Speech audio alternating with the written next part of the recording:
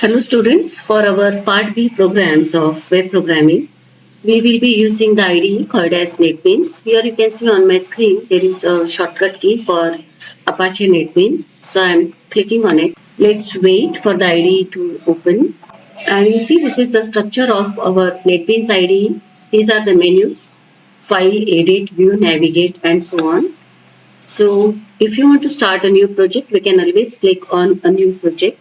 Let's start with a new project. So I'm clicking on the file, or you can click here for a new file or new project. So I'll use this menu, file, new project. And here we are going to select. Now see, if you are using PHP, if you want to write a PHP program, you will be selecting PHP. But since few of our programs in part B are JavaScript program, so I'm selecting HTML5/JavaScript and click on next button. Here you have to give the name of your project. So I can give some name. I can say part B program 1. Any name you can give. Just click on next and finish. And this is our boilerplate. You can see the boilerplate is ready for us. Now what we have to do is we have to write the JavaScript program. In our HTML body, whenever we want to write a script, we have to use the script tag. So let's do that. I will delete this to do. And here you can see I have added one heading using h2 tag. It reads keyboard events demonstration. And there is a paragraph, and in this paragraph we are having one line which says type inside the text box. Then there is one input tag that I have used. In this input tag we are accepting the text input from the user. So this input tag will provide one input box for the user and the type is text. And for this tag we have used ID. The name of the ID that we have given is box. Here you can see there are some events that we have tried to capture. So what are the different events that we are trying to capture? One is on key down. These are all keyboard events. On key up, on key press, on focus, on blur. And whenever there is an event, we want to capture that event and take some action. So here we are calling a function which is JavaScript function. So for an event called as on key down, we are calling the function key down. For the event on key up, we are calling the function key up and so on. This is the closing of input tag. Then there is one more paragraph. This is an empty paragraph.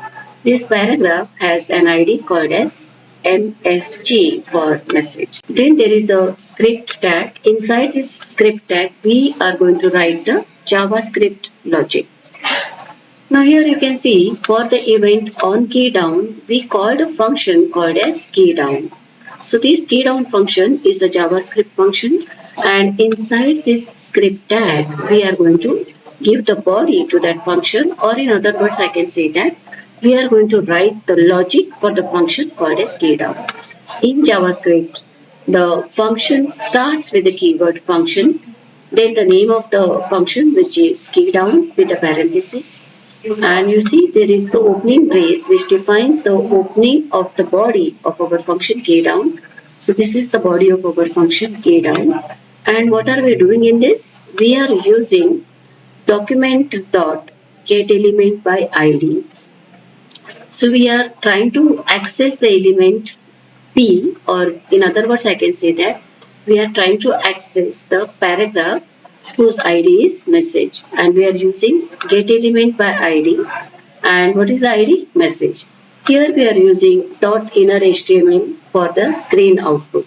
So we are saying document.getElementById message .innerHTML, and we want to display this message in our paragraph element whose ID is MSG.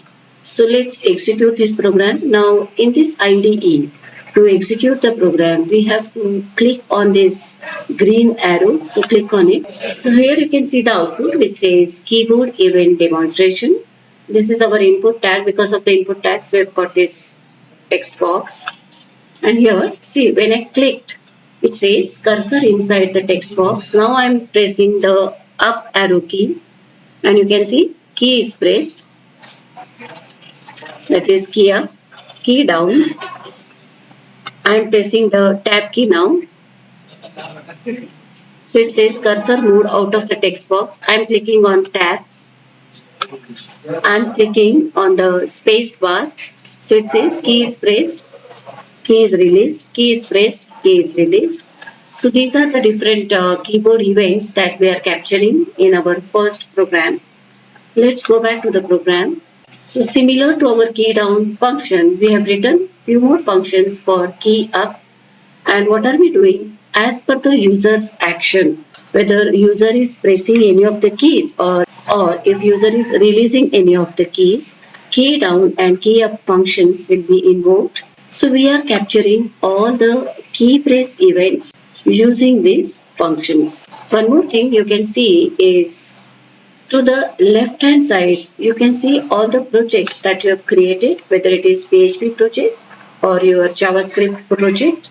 Here you can see the name of the file. The name of the file which is created is index.html by default. If you want to change the name, you can change the name.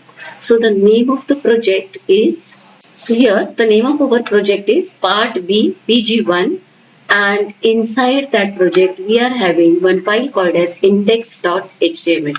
So by default all our HTML files in the NetBeans are index.html. If you want, you can change, you can rename the file. See here I have selected my browser.